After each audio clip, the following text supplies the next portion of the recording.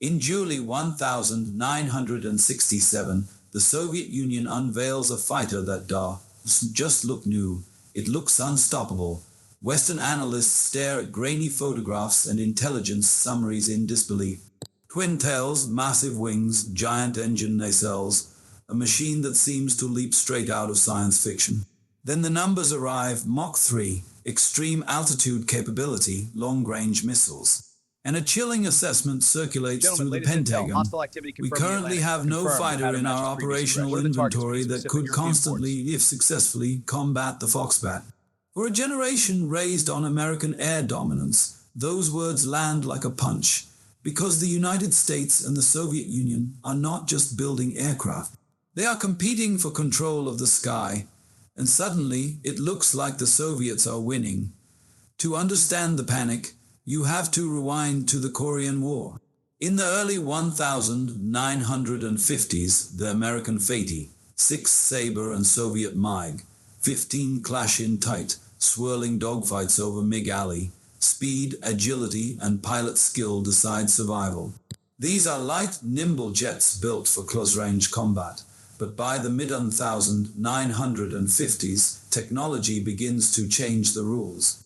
Radar improves, guided missiles appear, engagement ranges stretch from hundreds of meters to kilometers. Military planners become convinced that future air combat will be fought beyond visual ringgit, with aircraft separated by miles, launching missiles at radar blips. Dogfighting, many conclude, is obsolete. The Far Phantom embodies that belief. It is large, powerful. Missile-heavy, equipped with a powerful radar, designed to intercept at range, and crucially it carries no internal gun. Missiles will handle everything. Then comes Vietnam, and reality dismantles theory.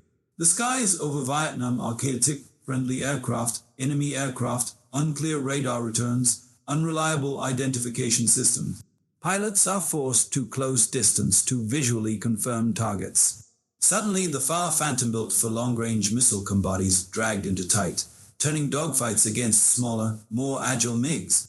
Missile reliability is abysmal. Early hit rates hover around 14%.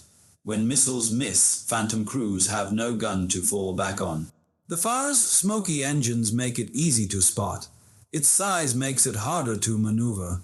MiG pilots exploit this, luring Phantoms into close engagements where agility matters more than radar. American pilots are shot down at alarming rates. The age of dogfighting is not over. It never was. Stopgap fixes follow. Gun pods bolted onto FARs, emergency retraining programs, but the Air Force understands the truth. They do not need another interceptor. They need a true air superiority fighter, and they need it fast. Because in 1967, the Soviet Union introduces the MiG-25 Foxbat. From the outside, it appears to be everything the Americans lack. Huge engines, enormous wings, twin tails. A shape that suggests extreme maneuverability. Intelligence reports speculate about advanced lightweight materials and cutting-edge radar. Then the Soviets begin breaking world records: speed, altitude. The message is clear. The Foxbat is faster, higher, potentially deadlier. If Vietnam was a warning, the MiG-25 is a threat.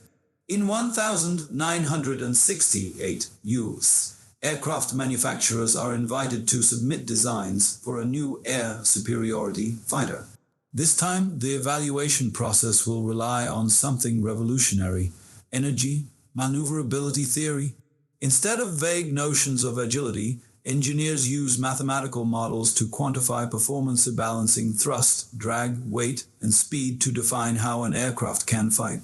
In December 1969, Donald Douglas wins the contract. The result is the F-15 Eagle.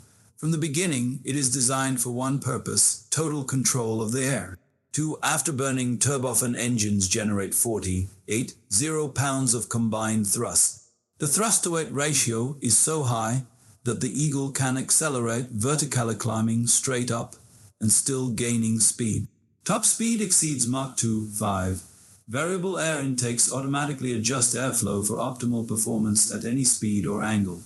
Unlike the FAR, which sacrificed wing area for supersonic efficiency, the F-15 embraces low wing loading. Larger wings, better lift, superior maneuverability. The cockpit is elevated for visibility. A bubble canopy offers near 360-degree awareness.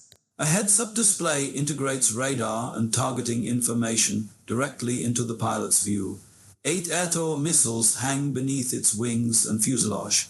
And this time, engineers include what Vietnam proved essential: a 20mm Gatling gun capable of firing 60 rounds per minute. Redundant hydraulic systems, reinforced airframe, survivability built in. The first prototype flies in June 1972, just 3 years after the contract award. Testing is ruthless. Against the FAR Phantom, the Eagle dominates. Against the smaller 5 used to simulate agile MiGs, the 5 still holds the advantage. Beyond visual range, within visual range, high speed, low speed, the Eagle wins. Then comes the public demonstration.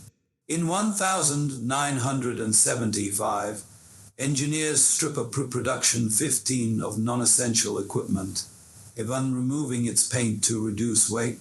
In the dense, cold air of North Dakota, it attempts time to climb records.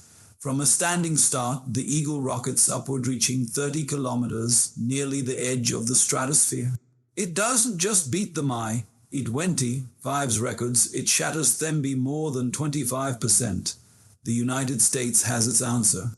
By 1974, F-15s are entering service. Allies line up. Israel in 1976, Japan soon after, then Saudi Arabia. Eagles deploy to West Germany unilaterally on the Soviet Union's doorstep. It seems inevitable that the F-15 and Mi-25 will meet. Then in 1976, something extraordinary happens. Lieutenant Viktor Belenko, a 29-year-old Soviet Air Defense Forces pilot, defects. He flies his Mi-25 from the Soviet Far East to a civilian airport in Japan. For the first time, the West can examine the Foxbat up close. And the myth begins to crumble. The Mi-25 is not built from advanced lightweight materials. It is constructed largely from heavy nickel-steel alloy. It weighs nearly twice as much as the F-15. Those large wings, not for agility. They are necessary simply to lift the aircraft's enormous mass. The Foxbat can pull only about 4-5 geese in maneuver, barely half of what the 5 can sustain. Much of its internal volume is fuel, required to feed its thirsty engine. Combat radius, roughly 300 kilometers. Its avionics rely on vacuum tubes. Its radar lacks look-down capability, meaning it struggles to detect targets flying below its horizon. The Mi-25 is not a dogfighter. It is a high-altitude interceptor, designed to sprint to extreme speeds to intercept bombers. It was never meant to tangle with an air superiority fighter like the F-15. The Soviet Union had leveraged secrecy brilliantly. The Foxbat's performance records and silhouette created fear and drove American development, but now the balance has shifted.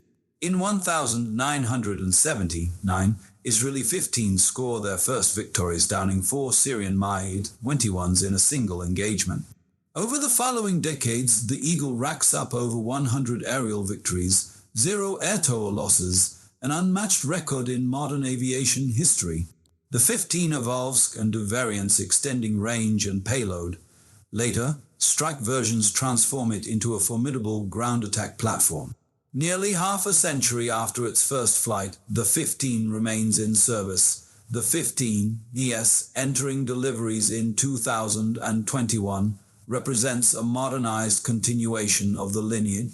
The Mi-25 was never designed to fight the Eagle, but history has a sense of irony. In January 1991, over the skies of Bodad, the two Cold War icons finally face each other. And for a few minutes, the outcome is anything but predictable, because while the Foxbat lacks agility, it still holds one advantage: raw speed, and sometimes speed is enough to complicate even the best-laid plans. If you want to understand how that clash unfolded, and why it surprised both sides, you'll find that story next.